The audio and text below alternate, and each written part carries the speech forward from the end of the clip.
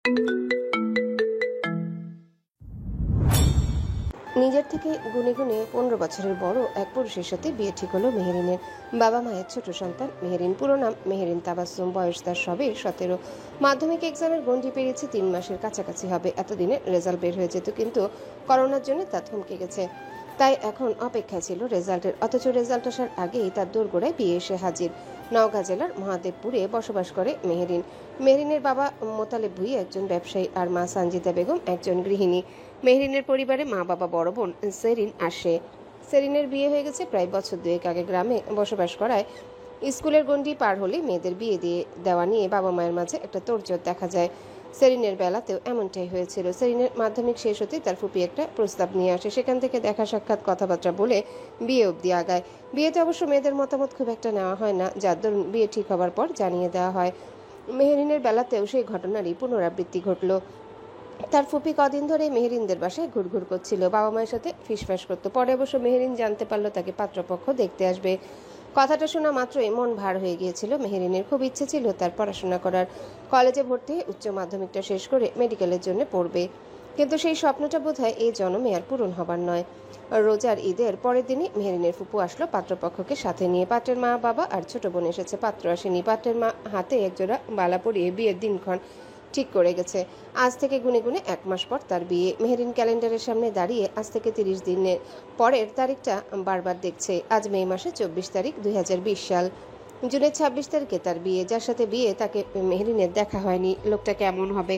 আচ্ছা, লোকটা কি খুব বড়? মাথার চুল দাড়ি পেকে গেছে? তার সাথে দাঁড়ালিকে মেহেরিনকে খুব বেমানান লাগবে।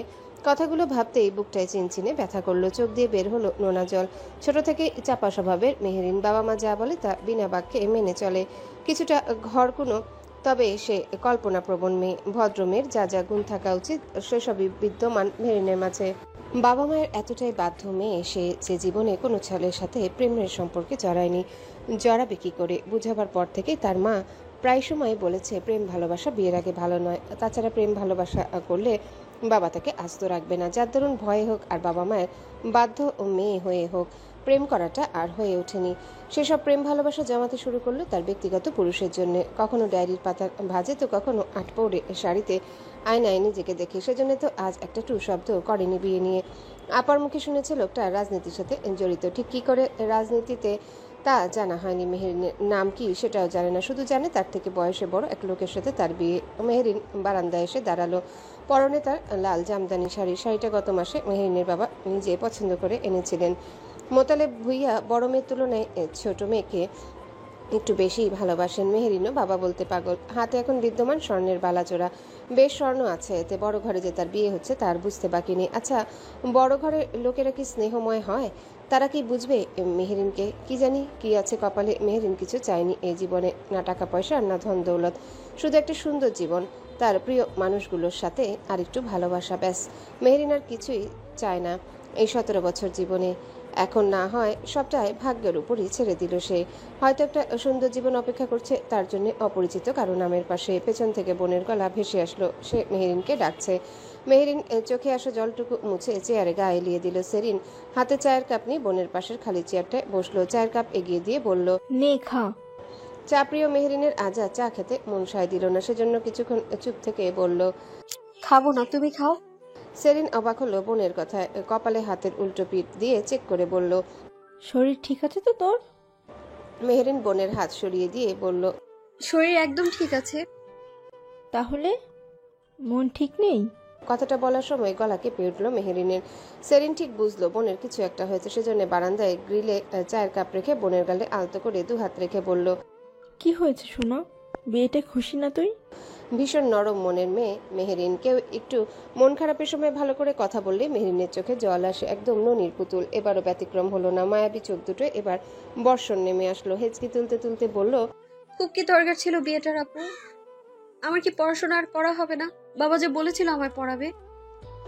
বোনের কথা শুনে সেরিন হেসে ফেলল। বুকের মাঝে বোনটার মাথাটা চেপে ধরে বলল, আব্বা কথা বলেছেন ওনাদের সাথে, তোকে পড়াবে ওনারা। আন্টি ভীষণ ভালো মানুষ, তার পরিবারের সবাই শিক্ষিত। অনেকদিন ধরেই তোকে পছন্দ করে রেখেছিল আন্টি। মেহেরিনের মনটা যেন এক মুহূর্তে ভালো হয়ে গেল। খুশিতে চোখের জল মুছে বলল, সত্যি পড়তে দিবে? হ্যাঁ, এখনো মন খারাপ? হুম। তাহলে চা খাওয়া যাক। মেহেরিন চায়ের কাপটা হাতে তুলে নিল। দু বোন মিলে চা বিলাস করলো এই সন্ধ্যায়। সুলতান বাড়ির বসার ঘর জুড়ে চলছে পিনপিনে নীরবতা আর গুমোট ভাব। বয়সের ভারে চুপ হয়ে গেছেন আনোয়ার সুলতান। তার মেজ ছেলে আমিরুল সুলতান বসে আছেন পাশের চেয়ারটায়। দুজনের সামনে দাঁড়িয়ে আছে আমিরুল সুলতানের বউ আফিয়া সুলতান। জানালা দিয়ে ঢুকছে কিছু মৃদু বাতাস, আর বাইরের গাছগুলোর পাতার শব্দ এক ধরনের অস্বস্তিকর শব্দ। ঘরের মাঝখানে টেবিলটা যেন কিছুটা ক্লান্ত, তার উপর পড়ে থাকা ফোনটার দিকে তাকিয়ে আছে 3 জোড়া চোখ। ফোনে রিং হচ্ছে কিন্তু রিসিভ হচ্ছে না। এই নিয়ে 4 বার করলো, শেষের বেলায় রিসিভ হলো। ওপাশ থেকে পুরুষালী ভরাট কণ্ঠ ভেসে আসলো, সালাম। আফিয়া সুলতান সালামের জবাব দিল ছেলেকে। ওপাশ থেকে তার বড় ছেলে বলে উঠল। আফিয়া সুলতান হাসার চেষ্টা করে বলল, হ্যাঁ বাপ, সব ঠিক আছে। ঈদের আগে তো বাড়ি আসলা না, এখন তো আসো। সব ঠিক আছে আম্মা? কেন? কাজ আছে অনেক। কাজ শুধু তোমারই থাকে? আর লোকজনও তো রাজনীতি করে নাকি? কিছু বলবে নাকি? তুমি কি ফ্রি আছো? তাহলে কথাটা বলতাম। বলো, ফিরে আছে। বলছি তোমার তো বয়স হচ্ছে। কত হলো বলো? কত বয়স আমার? জানো না কত হলো? আসলে হিসাব করার সময় পাচ্ছি না। তুমি করেছো হিসাব? 32 বছর শেষ হবার পথে, 33-এ পা রাখবে 5 মাস গেলে। ও আচ্ছা, এরপর? শাদি কি করবে না? সময় হয়নি বিয়ে করার। সময় হয়নি? আর কত পরে বিয়ে করতে চাও? কদিন পর তোমার ছোট ভাই বোন গুলোর বিয়ে দিতে হবে। তোমার কিছু কথা কি এটাই ছিল? তাহলে আমি আপাতত ব্যস্ত আছি, পার্টি অফিসে আছি। সবসময় তো ব্যস্ত থাকো, যখনই ফোন দিই তখনই বলো ব্যস্ত। আসলেই ব্যস্ত আছি আমি। তাহলে বললে কেন ফ্রি আছো? যাই হোক, বাসায় ফিরে ফোন দিও, তাহলে কথা আছে। ঠিক আছে, রাখছি তাহলে। ছেলে তার ফোন কেটে দিল। ওপাশ থেকে আফিয়া সুলতান প্রলম্বিত শ্বাস ছাড়লেন। ছেলেকে বলাই হলো না বিয়ের কথাটা। উফ, ছেলেটাও না একদম যা ইচ্ছে তাই। বিয়ে তো কেন এত এলার্জি থাকবে? পুরুষ মানুষ হবে বিয়ে পাগল, তা না হয় তার ছেলে হলো বিয়ে বিদ্বেষী। আফিয়া সুলতান ফোন থেকে চোখ সরিয়ে সামনে তাকাতে দুজোড়া চোখ তার দিকে তাকিয়ে থাকতে দেখে বলল, তাকিয়ে আছেন যে এভাবে? আমিরুল সুলতান সূক্ষ্ম চোখে স্ত্রীকে পর্যবেক্ষণ করে বলল, আগ বাড়িয়ে তো বিয়ের তারিখ ঠিক করে আসলে, এখন যদি তোমার ছেলে বিয়েতে রাজি না হয় তখন? আহা, নেতিবাচক জিনিস চিন্তা করিও না তো, ইতিবাচক জিনিস চিন্তা করো। ঠিক রাজি হবে, বাবা আছে তো। আনোয়ার সুলতান ভরকে গেল। আপনি শেষ ভরসা বাবা। আমি যদি রাজি করাতে না পারি তাহলে আপনি অসুস্থ হবার ভান করে ব্ল্যাকমেল করে হলেও নাতিকে রাজি করাবেন। কতদিন আর কুমারী থাকবে আমার ছেলে বলুন? নিজ থেকে তো বলবে না বিয়ের কথা। আমির সুলতান হতাশার শ্বাস ফেলে বলল, তাই বলে বাবা মিথ্যে অভিনয় করবে? তাহলে তুমি করো, একজন করলেই হবে। ছেলে মেয়েদের বিয়েতে রাজি করানোর তো এই ট্রিক্সটা বেশ কাজের। আমির সুলতান বসা থেকে উঠে যেতে যেতে বললেন, ভেবে দেখবো, আগে বলে দেখো বিয়ের কথাটা, মনে হয় না রাজি হবে। বর্ষার প্রথম সপ্তাহ এটা। মধ্যরাত থেকে বৃষ্টি পড়া শুরু হয়েছে। সেই বৃষ্টি এখনো থামার নাম নেয়নি। ঘন মেঘে আকাশ ঢেকে গেছে, যেন কোনো বিশাল অন্ধকার চাদরের মতো চারিপাশে ছড়িয়ে পড়েছে। বাতাসে আর্দ্রতা ভেসে বেড়াচ্ছে, আর বৃষ্টির ফোঁটাগুলি ঝাঁকুনি দিয়ে পড়ছে। মাটিতে প্রথমে সামান্য মাটির গন্ধ ছড়াচ্ছে, এরপর তা ঘন হয়ে উঠছে। কিছুক্ষণ পরপর বৃষ্টি আরও বাড়ছে, যেন আকাশ তার সমস্ত বিষাদ ঢেলে দিচ্ছে পৃথিবীতে। নদী কিংবা পুকুরে জল স্তর একেবারে উঁচু হয়ে যাচ্ছে, পানি উপচে পড়ছে। ধান ক্ষেতগুলো বৃষ্টির পানিতে ডুবে যাচ্ছে। ধান এখনো কাটা হয়নি কৃষকদের। রাস্তায় মানুষ চলাচল করতে পারছে না, সবাই মাথার উপরে চাদর কিংবা ছাতা নিয়ে হাঁটছে, আর কিছু মানুষ ছাতা চাদর ছাড়াই দৌড়ে ছুটেছে ধান ক্ষেতের দিকে। বারান্দায় দাঁড়িয়ে এইসবই দেখছিল মেহেরিন। হাতে তার চায়ের কাপ। দিনে কম করে হলেও 10 কাপ চা খায় মেহেরিন। তাকে যদি ভাত না দিয়ে সারাবেলা চা দেওয়া হয় তাতেও রাজি সে ভীষণ কল্পনা বিলাসী, আবেগপ্রবণ মেয়ে। কল্পনা করে সেখানে বসবাস করতে পছন্দ করে। নিজের কল্পনা মাফিক বাড়ির উঠোনটা পিছিল হয়ে আছে। আজ আর বাড়ি ছেড়ে বের হবে না এই বৃষ্টিতে। আজ সে একটু ডায়েরি লিখবে। অনেকদিন হলো লেখালেখি করা হয় না। লাস্ট ডায়েরিতে লিখেছিল এক্সামের আগের দিন রাতে। মেহেরিন সবকিছু ডায়েরিতে আবদ্ধ করে রাখতে পছন্দ করে। মেহেরিন বিশ্বাস করে মানুষ মরে গেলেও তার স্মৃতিগুলো মরে না, কোনো না কোনোভাবে কারো উসিলায় তা বেঁচে থাকে। হয়তো একদিন মেহেরিন থাকবে না, কিন্তু তার ডায়েরিটা ঠিকই থেকে যাবে। ডায়েরির প্রকৃত মালিকবিহীন। মেহেরিন চাটা শেষ করে রুমে ফিরে আসলো। বিছানায় তাকিয়ে দেখলো তার বোন এখনো শুয়ে আছে। ভীষণ অলস তার বোন। আনিক ভাই যে কিভাবে সহ্য করে কে জানে। আলতো করে চেয়ার টেনে বসলো মেহেরিন। টেবিলের ড্রয়ার থেকে নীল ডায়েরিটা বের করলো। ডায়েরিটা মেহেরিন কিনেছিল 9-এ উঠে। আজ মে মাসের 25 তারিখ। কলমদানি থেকে কলমটা নিয়ে লিখতে শুরু করলো। আজ মে মাসের 25 তারিখ, সাল 2020। গতকাল বিয়ে ঠিক হলো আমার, অথচ আমার যার সাথে বিয়ে ঠিক হয়েছে তাকে আমি চিনিই না, জানিই না। কেমন দেখতে সে সেটাও বলতে পারবো না। আচ্ছা, পৃথিবীতে কি আমি সেই মেয়ে যে বরকে না দেখিয়ে বিয়ে করতে যাচ্ছি? আচ্ছা, ওনার নাম কি সেটাও তো জানি না। আপার কাছে লজ্জা জিজ্ঞেস করতেও পারছি না, কি না কি ভেবে বসে সেজন্য। আচ্ছা, আমি যদি নিজ থেকে একটা নাম দিয়ে ফেলি তার, আপাতত তাকে ডাকার জন্য, তাহলে কেমন হবে? আচ্ছা, কি নাম দেয়া যায় তার বলো তো? হঠাৎই পাশে চোখ গেল মেহরিনের। হুমায়ুন আহমেদের অপেক্ষা বইটা পড়ে আছে টেবিলের এক কোনায়। মস্তিষ্কে এসে বিঁধলো অপেক্ষা শব্দটা। এর চাইতে সুন্দর নাম আর হয় নাকি? অপেক্ষা কেমন নাম? মেঘবালিকার অপেক্ষায় অপেক্ষাকৃত পুরুষের নামটা না হয় আমি অপেক্ষায় রাখলাম, যেদিন আসল নাম জানবো সেদিন না হয় বদলে দিব। ঠিক দুপুরের দিকে বৃষ্টি ছেড়ে গেল। বৃষ্টির জন্য আজ আর বাড়ি থেকে বের হয়নি নওয়াজ সোলেমান সুলতান। টানা ঘুম দিয়েছে দুপুর 1টা অবধি। গত রাতে দেরি করে বাড়ি ফিরেছে। পার্টি অফিসে ঝামেলা থাকে, রাতের অনেকটা ওখানেই কাটিয়ে তারপর ফিরতে হয়েছে বাড়ি। আর মোড়া ভেঙে বিছানা ছেড়ে উঠল সোলেমান। এই বিশাল আলিশান দোতলা বাড়িতে সোলেমান, তার ছোট চাচা বাশার সুলতান আর তার ছেলে এজওয়ান সুলতান। বাড়িটা আজ থেকে 150 বছর আগের বানানো। বাড়ির প্রতিটা ইট বালু জানে এই বাড়ির ইতিহাস। কত সংগ্রাম, কত যুদ্ধ, কত প্রতারণা, কত বিকৃতি ইতিহাস আছে এই বাড়ির, তা অজানা সবার। জন্ম থেকে বেড়ে ওঠা এই বাড়িতেই সোলেমানের রাজনীতির মাঠে একসময় আওয়ামী লীগের বেশ প্রখর মন্ত্রী ছিলেন সুলতান পরিবারের বড় ছেলে। তারপর রাজনীতির হাল ধরেছে বাশার সুলতান, আর এখন সেই জায়গায় সোলেমান নিজে বসেছে। রক্তে রাজনীতি থাকায় রাজনীতি সে নিজেও কম জানে না। 2 বছর হতে চলেছে সে এমপি হয়েছে ঢাকা 8 এর 181 নম্বর আসনের। আগে মেয়র ছিল যখন বাশার সুলতান ছিলেন এমপি পদে। 2018 সালে নির্বাচন অনুষ্ঠিত হয়। সোলেমান মেয়রের পদ থেকে পদত্যাগ করে মনোনয়নপত্র জমা দিয়ে এমপি হবার জন্য দাঁড়ান। আর মেয়র পদে উপনির্বাচন করে বসানো হয় ইব্রাহিমকে। তারপর 2020 সালে পুনরায় মেয়র নির্বাচন হলে বিপুল পরিমাণ ভোট নিয়ে ফের আবার জয়ী হয় ইব্রাহিম। লম্বা একটা শাওয়ার নিয়ে বের হলো ওয়াশরুম থেকে সোলেমান।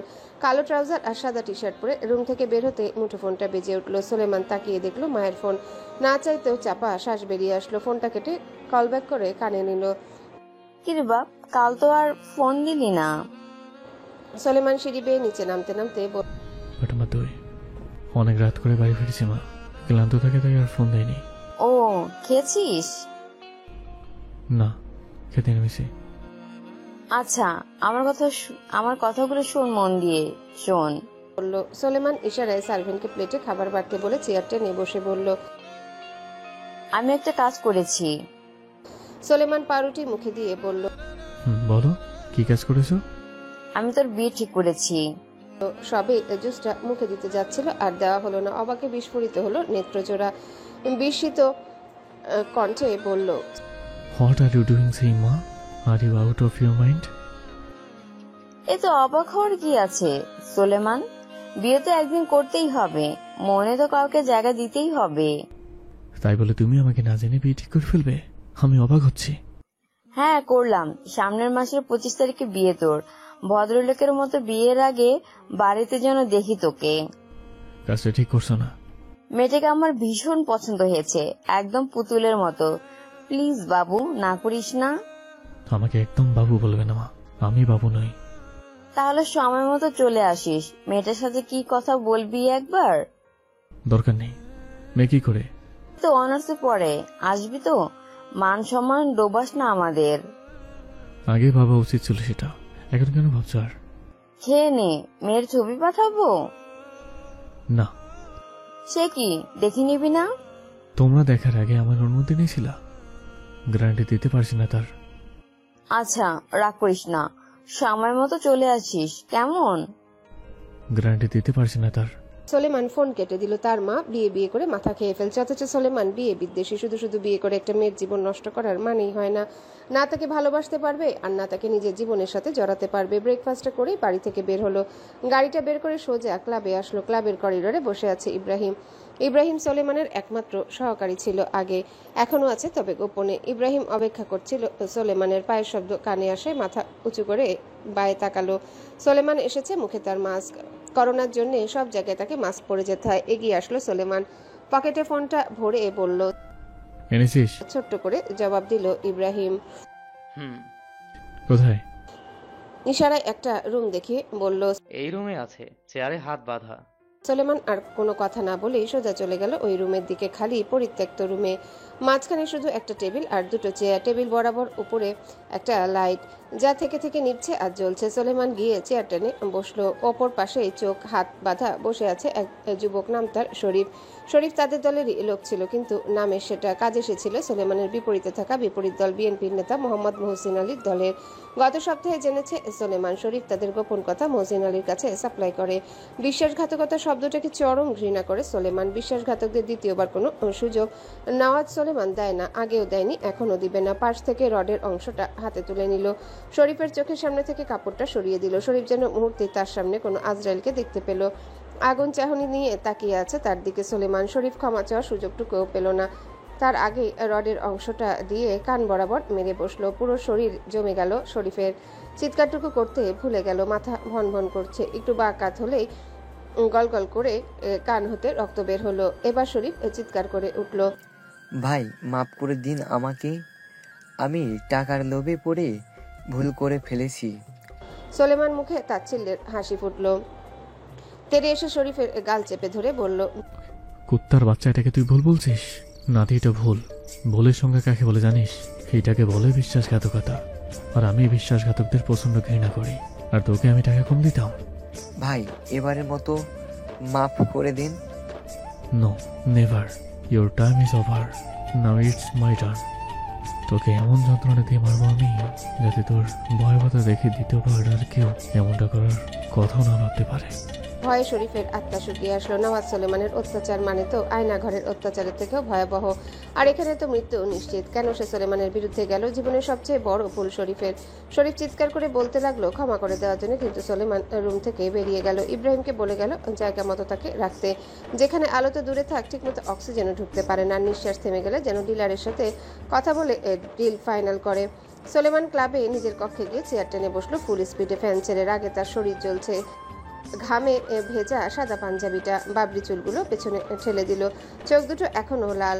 সোফায় বসেছিলেন সোলেমানের চাচা বাশার সুলতান, খবরের কাগজ পড়ছিলেন। এক সময় এই কক্ষটা ছিল তার, এখন হয়েছে ভাইয়ের ছেলে। ছেলেটা বেশ প্রখর রাজনীতিতে, মাঝে মধ্যে রাগের বশীভূত হয়ে উল্টাপাল্টা কিছু করলেও তা নিজেই আবার সামলে নেয়। তবে মাঝে মধ্যে ছেলেটার জন্য তার ভয়ও হয়।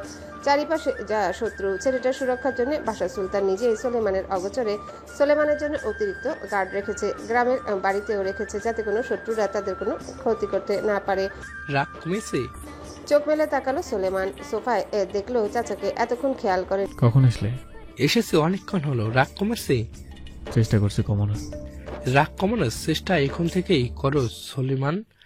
কয়েকদিন পর বিয়ে, বউয়ের সামনে পুরুষ মানুষের রাগ কিন্তু মানায় না। সোলেমান বিরক্ত হলো। চাচা, তুমি বলছো এই কথা? I can't believe this.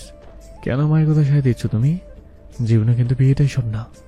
এই যে তোর বয়স হচ্ছে, তোর পরে কে সামলাবে এই স্যারের ক্ষমতা? তার জন্য বিয়ে করতে হবে। এজওয়ান আছে তো? হ্যাঁ, বিয়ে করতে হবে। এক সময় চাইতাম বিয়ে না করিস, কিন্তু এখন চাই তোর রক্তই তো পরবর্তীতে এই স্যারের ক্ষমতা সামলাবে। আর এজওয়ান সে কিন্তু আর শক্ত হাতে রাজনীতি করার মানুষ। সে ক্লাবে রাবে ফ্রেন্ডদের সাথে সিল করতে ব্যস্ত। তা বিয়েতে যাচ্ছিস তো? ভাবছি যাব না। কেন? বিয়ে কিন্তু ঠিক করে রেখেছে তোর মা। আমাকে কি জানিয়েছে এটা করার আগে? জানালে বোধ হয় আগাতে দিতি। একটা মায়ের জন্য কি দরকার? ওই মেয়ের কথা আমার সামনে বলো না তো চাচা, আমার শরীর চলছে এখন। ঠিক আছে, বলবো না, কিন্তু বিয়েতে কিন্তু যেতে হবে। ভেবে দেখবো যাবো কিনা। এত ভাবাভাবির কিছু নেই এতে। ভাবাভাবি করে জীবন চলে না। জীবনকে তার গতি পথে চলতে দে। মেয়েটাকে দেখেছিস? প্রয়োজন বোধ করিনি দেখার। পছন্দ অপছন্দের ব্যাপার আছে তো। যেখানে বিয়ে ডেট ফিক্স, সেখানে পছন্দ অপছন্দ এটা এখনো ম্যাটার করে না। ভাবাবার বিষয় তো। আচ্ছা, বিকালে বাসায় ফিরবি? ঠিক নেই। ঠিক আছে, চললাম তাহলে আমি। সাবধানে বাড়ি ফেরো। কালো মেঘে ঢাকা মহাদেবপুরের অলঙ্কারপুর গ্রামটা যেন এক গভীর নীরবতার মধ্যে ঢেকে গেছে। আকাশে উড়ন্ত চিলের মতো ঘুরে বেড়াচ্ছে কয়েকদল বাউন্ডুলে মেঘ। চারিপাশে অন্ধকারটা যেন এক অসীম শূন্যতার মতো গ্রামটাকে চেপে ধরে আছে। খালের পানি পূর্ণ, বর্ষার বৃষ্টি তার অভ্যন্তরে জমে থাকা স্রোতের সুরে ধ্বনিত হচ্ছে। পানির উপর ভাসমান পাতাগুলো একে একে আসছে এবং চলে যাচ্ছে, যেন জীবনের মতোই এক প্রকার অনিশ্চিত পথ। পথের সীমানা ঘিরে অন্ধকারের এক ঝাপসা অবয়ব দাঁড়িয়ে। বাতাসে মিশে থাকা মেঘের গর্জন গ্রামটার হৃদয়ে প্রতিধ্বনিত হচ্ছে। গাছপালা যেন নিজস্ব কাঁপনে মিশে গেছে অমাবস্যার রাতের অন্ধকারের মতো।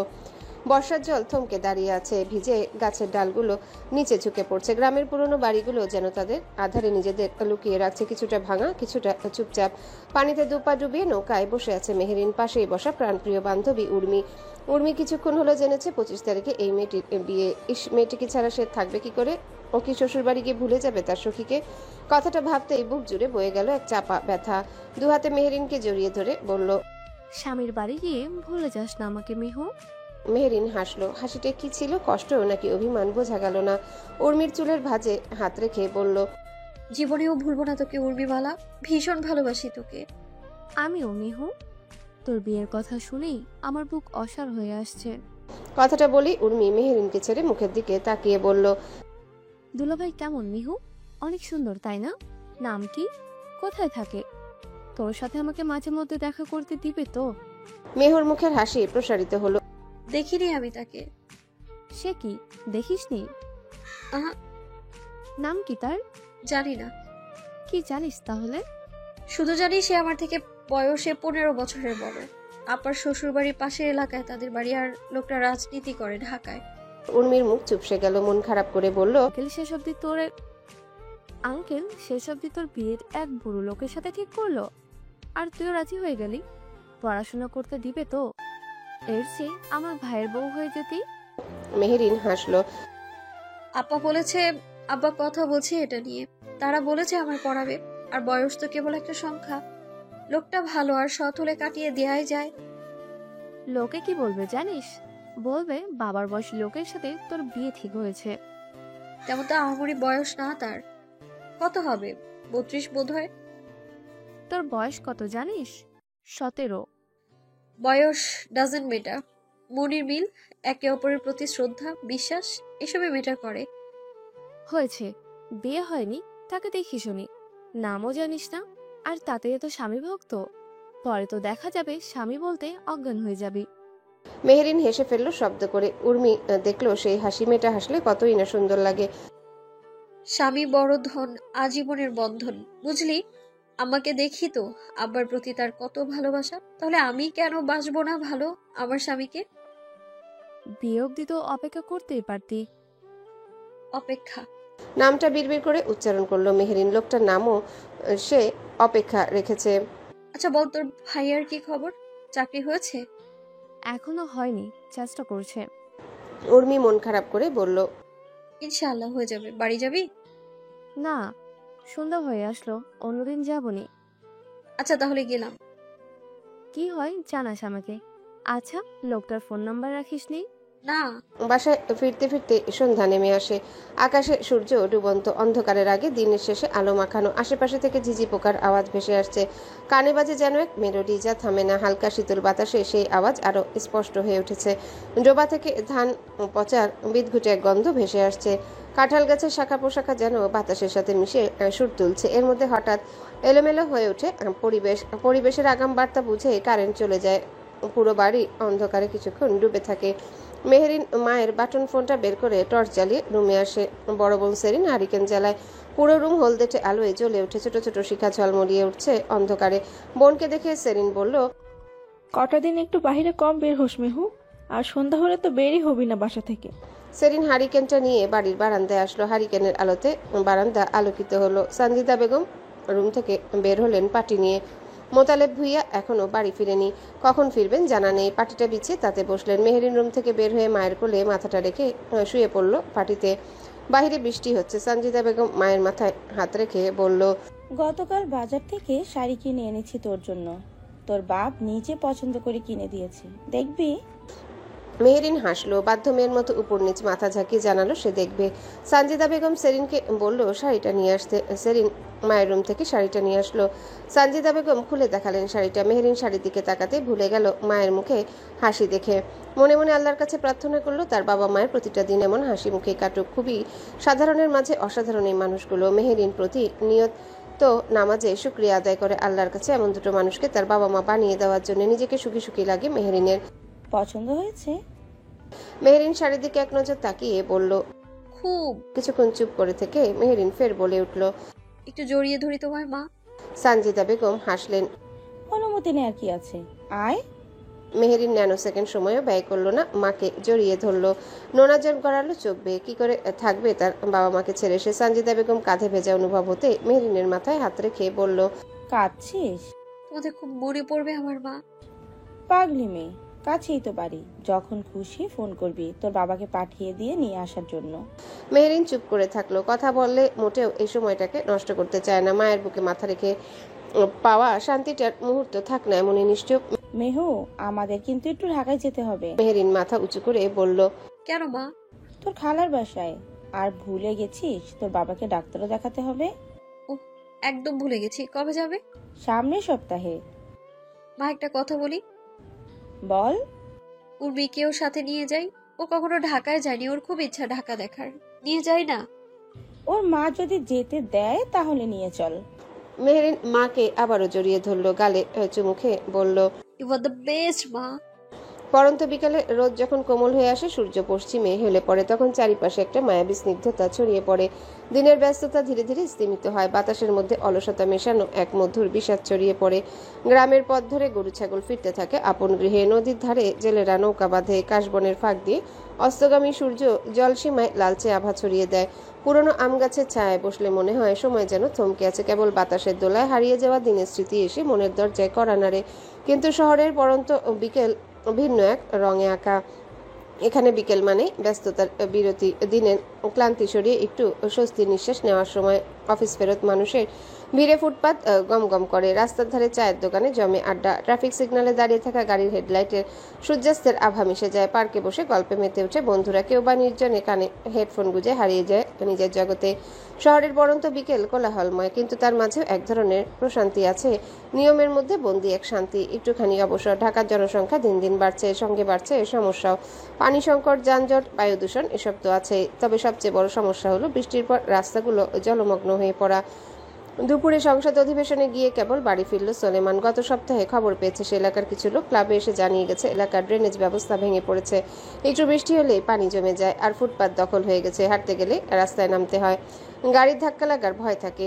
তারা এও বলেছে যে শুধু ভোটের সময় আসে, তারপর কারো খবর থাকে না। ইব্রাহিম মনোযোগ দিয়ে তাদের কথা শুনে সব অভিযোগ নোট করে রেখেছিল। এলাকাবাসীদের আশ্বস্ত করে বলছি তাদের এমপি সংসদ অধিবেশনে বিষয়টা তুলে ধরবে অতি দ্রুত, আর সাথে সাথে ব্যবস্থা নিতে বলবে। আজ সোলেমান সংসদ অধিবেশনে গিয়েছিল এটার জন্য। সিটি কর্পোরেশনের মেয়র ও সংশ্লিষ্ট মন্ত্রীরা আলোচনা করে জানিয়েছে সামনের সপ্তাহের মধ্যে ড্রেনেজ ব্যবস্থা সংস্কার করা হবে, আর অবৈধ দখলদার উচ্ছেদ করা হবে। আর ড্রেনেজ ব্যবস্থা উন্নয়নে 500 কোটি টাকার প্রকল্প অনুমোদন পাবে। ক্লান্ত দেহটাকে টেনে পাশে বসে থাকা ইব্রাহিমের দিকে তাকালো সোলেমান। গম্ভীর গলায় বলল, ইয়াসিনকে মোবাইলে কল লাগাতো, নাকি ঈদের নাম করে হাঙ্গা করতেছে? আজকে রাতের মধ্যে ঢাকা আসতে বললো রে। ইব্রাহিম মাথা নেড়ে বলল, সে না হয় বলছি আসতে, তুই বরং ফ্রেশ হয়ে খেয়ে নে। শুনলাম তুই বাড়ি যাবি, তা আসবি কবে? সোলেমানের কপালে সূক্ষ্ম ভাঁজ পড়ল। বাড়ি যাবে কেন? তোর নাকি বিয়ে শুনলাম। সোলেমানের মনে পড়ল, বিয়েটা আমি করছি না। কিন্তু কেন? কেনটা তুই ভালো করে জানিস। আমার বিয়ে করার অধিকার নেই। আমরা শুধু ফুলের সুবাস নিতে পারি, সেই নিজ বাড়িতে ফুলের গাছ স্থাপন করতে পারে না। এই ঘোর অন্যায়। ঘরের জন্য ঘরণী লাগবে না? না, আমার ঘর ঘরণী সারাই সুন্দর। ঘরণী আসলে আমার ঘরে শোকের ছায়া বইবে। তোর মা তো ডেট ফিক্সড করে রেখেছে, না গেলে মান সম্মান কি থাকবে? আর তোর এত মায় লাগে? তুই গিয়ে কর বিয়ে, জ্ঞানের ভান্ডার নাতি। কথাটা বলে উঠে চলে গেল রুমে। সোলেমান লম্বা একটা শাওয়ার নিল। ড্রয়িং রুমে মেড ফ্লোর পরিষ্কার করছে। মেড সোলেমানকে দেখে সালাম দিল। সালামের জবাব দিয়ে সোলেমান জিজ্ঞাসা করে, চাচা কি বাসায় নেই? রুমে নেই, দেখলাম যে। স্টাডি রুমে আছেন স্যার। সোলেমান সিঁড়ি বেয়ে উপরে উঠে করিডর পেরিয়ে সোলেমান সিঁড়ি বেয়ে উপরে উঠে করিডোর পেরিয়ে একেবারে শেষ মাথা থাকা স্টাডি রুমে গেল। পুরো রুম জুড়ে বই আর বই। শেষের এক টেবিলের সামনে বসে খুব মনোযোগ সহকারে বই পড়ছে বাশা সুলতান। বাশা সুলতান ভীষণ বই প্রেমিক মানুষ। তার সংগ্রহে বুক সেলফে না হলেও হাজার খানেকের উপর হবে বই আছে। মাঝে মধ্যে সোলেমানকে বই পড়তে বলে বাশা সুলতান। আগে অবশ্য সোলেমান নিজেও বই প্রেমী ছিল, যখন রাজনীতি মারপিট বুঝতো না, বয়স অল্প ছিল, রাত জেগে বই পড়তো, কোনো একজনকে রাত জেগে কবিতা পড়ে শোনাতো। বই প্রেমী হয়েছিল সেই মানুষটার জন্য। লোকে বলে বই প্রেমী মানুষদের নাকি মন স্বভাব সময় স্বচ্ছ থাকে, কিন্তু একজন না অনেকজনই তা ভুল প্রমাণ করে দিল। সেই দলে সোলেমান স্বয়ং নিজেও। এখন এক যুগের বেশি হলো সোলেমান বই ছুঁয়ে দেখে না। চাচাকে নিজের উপস্থিতি জানান দেওয়ার জন্য সোলেমানকে সে নিল। বাশা সুলতান বইটা বন্ধ করে পেছনে ফিরল। ইশারায় পাশে এসে বসতে বলল সোলেমানকে। সোলেমান চেয়ার টেনে বসলো। দেখা করতে বলেছিল। খুব ব্যস্ত ছিলি নাকি? হ্যাঁ, তেমনটাই। শুনলাম মহসিন আলী বাগড়া দিচ্ছিল সংবাদে। হ্যাঁ, তবে টিকতে পারিনি। তোর সামনে টিকতেও পারবে না এ আমি বেশ জানি। তার যা বলার জন্য আসতে বলা তোকে। বলো, সেটা শুনতেই আসা। আমি কয়েকদিনের জন্য বাড়ি যাচ্ছি সামনের সপ্তাহে। তোকে সাথে করে নিয়ে যেতে বলেছে। এখন তোকে তো আর হাত পা বেঁধে সাথে নিয়ে যেতে পারি না। যাবি আমার সাথেই? সোলেমান ঠিক বুঝতে পেরেছিল এমন কিছু কথাই তার চাচা বলবে, সেজন্য গতকাল আসেনি। আপাতত ব্যস্ত সময় যাচ্ছে আমার। সামনে এক সভা আছে ছেলেপেলেদের, ওখানে উপস্থিত থাকতে হবে। তার উপর আবার ত্রাণ বিতরণ করতে হবে। সামনে তোর বিয়ে সোলেমান। মেয়েটাকে দেখে তো নে। দেখার মুড নেই। তার মানে আমার সাথে যাচ্ছিস না? না। তাহলে যাবি কবে? জানি না। এই জন কোথায়? ওকে আজকাল দেখা যায় না কেন? ও ঢাকার ভিতরে থাকলে তো দেখবি। কোথায় গেছে? চট্টগ্রাম। ও আচ্ছা, একটু সাবধানে চলাফেরা করতে বলো ওকে। এই জনের জন্য আমাকে বেশ বিপদে পড়তে হয়। তার জন্য তো আমিও কম বিপদে পড়িনি। ছেলেটা এমন হয়েছে যে ঘাট তেরা। ঘাড় সোজা করতে বলো। আমার সে নিশ্চয়ই বেশি ঘাত তেরা নয় সে। তুই বলে দেখ, তোকে মানে, আমাকে তো মানেই না। কেমন বাবা তুমি যে ছেলে তোমাকে মানে না? তোরেই তো ভাই, তোর মতোই হয়েছে, শুধু চারিত্রিক বৈশিষ্ট্যটাই পাইনি। চেঞ্জ করতে বলো। ওটার জন্য আমাকে সমস্যায় পড়তে হয়। এখন আসছি, ওকে তাড়াতাড়ি চট্টগ্রাম থেকে ফিরতে বলো, ঘোরাঘুরি শেষ হলে। সোলেমান উঠে দাঁড়ালো। চলে যেতে নিলে বাশা সুলতান বলল, কোথাও যাচ্ছিস? কোথায়? বেডে লম্বা একটা ঘুম দিতে। আচ্ছা, গিয়ে ঘুমা, সকালে দেখা হবে। হ্যালো বন্ধুরা, পরবর্তী পার্ট খুব তাড়াতাড়ি আসবে, তো সবাই অপেক্ষায় থাকো। আর চ্যানেলটি যারা এখনো সাবস্ক্রাইব করোনি তারা পরবর্তী পার্ট দেখার জন্য চ্যানেলটি সাবস্ক্রাইব করে রেখো। ধন্যবাদ সবাইকে, আমাদের সাথেই থেকো।